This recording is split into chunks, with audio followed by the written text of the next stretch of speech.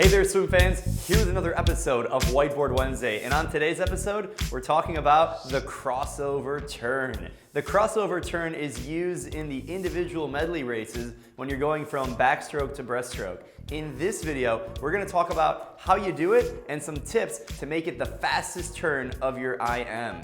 Now, there's a number of different turns out there, including freestyle turns and backstroke turns. This is where you do a somersault.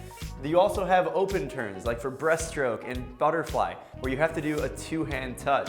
Now, in the IM, butterfly, backstroke, breaststroke, and freestyle, there's three different kinds of turns that you can do.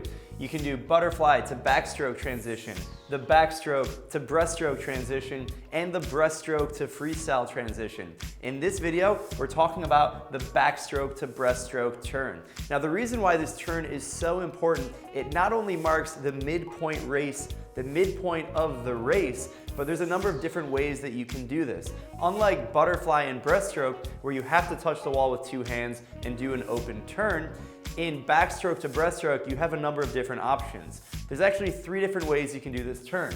The slowest way is to do what's called an open turn, where you still finish on your back with your leading arm, and then you take a breath as you transition onto your stomach and you push off on your stomach for breaststroke. The next fastest way, which is significantly faster, is actually doing what's called a bucket turn. So a bucket turn is where you finish on your back and you use your lead arm that touches the wall to actually pull your legs in, and you do a backflip on the wall, and then you push off onto your stomach for breaststroke. The open turn and the bucket turn are actually the ways a lot of swimmers used to do backstroke before you were allowed to even do a flip turn. So for the IM, you're not allowed to do a flip crossing over onto your stomach, but what you can do is called a crossover turn. And the crossover turn is the fastest. It's a little bit faster than the bucket turn, and there's a number of other reasons that make it a little bit better. But what it allows you to do is actually to do sort of a sideways flip rotation and use your leading arm to cross over your body and set your arm position on the wall in a way that allows you to turn much more efficiently and much faster.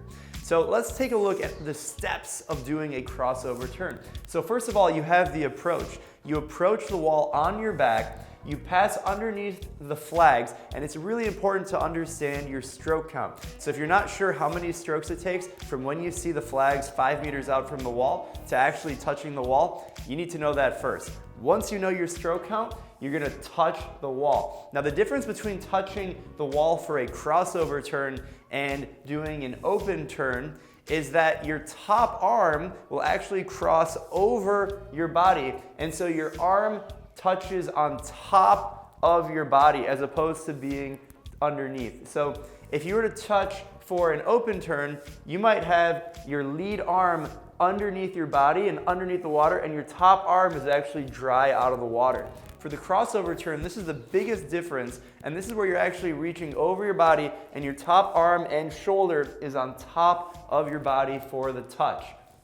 The next step is to actually flip, and you're doing a sort of a lateral rotation where your top arm is going to push the wall behind you and you're gonna bring your knees to your head. So the best way is to actually visualize this and see as the top arm touches the wall, you're gonna push the wall behind you and you're gonna bring your knees to your head. So that way the fourth step is to actually push off the wall in streamline, and you're finishing that rotation onto your stomach. Now, the most important thing I want to tell you about this drill in this turn to not disqualify in a race is to make sure you touch still on your back. So even though you're rotating and your top arm is above your head, you do not cross over onto your stomach, because if you cross over past 90 degrees, you will be disqualified because you turned onto your stomach before you touch the wall. So the rule states you must be on your back and you can't rotate onto your breast past 90 degrees. So that's really, really important. Now there's a few different ways that you can practice the crossover turn. The first is to practice the first step, which is approaching the wall on your back and touching with your top arm over your head. So that's the first drill you can do. Just practice swimming into the wall and actually touch, and don't go anywhere, don't do any flip. Just touch the wall and get used to what that feels like to rotate, and then make sure you don't rotate past 90 degrees. The second drill that you can do is to actually practice using the lane line.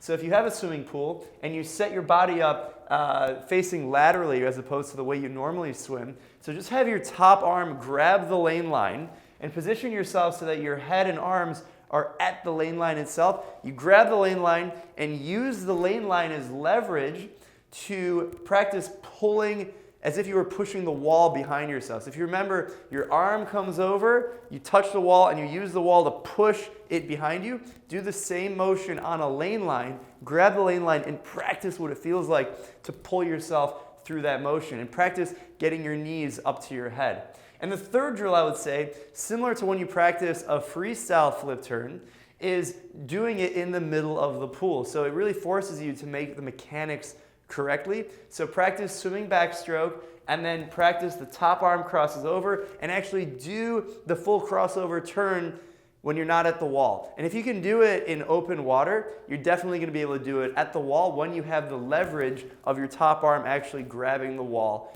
Not necessarily grabbing the wall, but pushing it underneath the water. So finally, I want to share a few tips on how you can be successful in the crossover turn, and many of these principles apply to a freestyle turn or any kind of turn as well. First of all, that's specific to the crossover turn, is to leverage the wall for your top arm.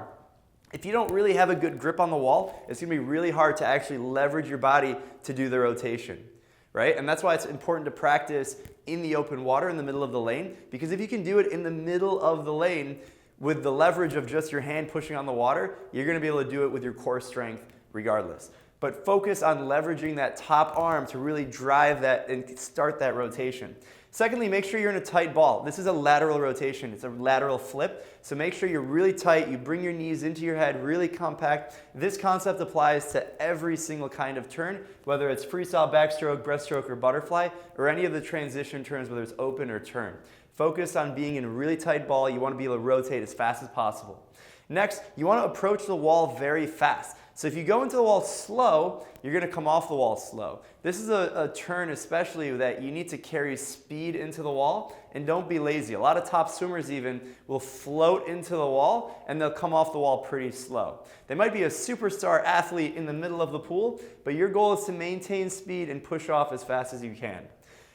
Next, make sure you're practicing with different arms. It can be routine to always practice with your right arm or always practice with your left arm, and then it comes race day and you're not used to the motion of rotating on both sides. You need to be comfortable with your top arm crossing over, whether it's your right or whether it's your left. Also, it's really helpful to watch the professionals, watch the pros. Look at the top swimmers in the world. Almost all of them are doing a crossover. Some might do a bucket, some might do an open turn. Regardless, they're all touching on their back, and most of them are doing the crossover, and you can learn a lot just by watching the best in the world do this turn. And finally, practice, practice, practice. If you want to do the crossover turn in a competition, you're going to have to get it done in a workout, and you're going to have to do it when you're fatigued. The benefit of doing an open turn, which is the slowest, is that you get to breathe as much as you want while you're doing the turn. It slows you down, but you get oxygen for the pullout onto the breaststroke.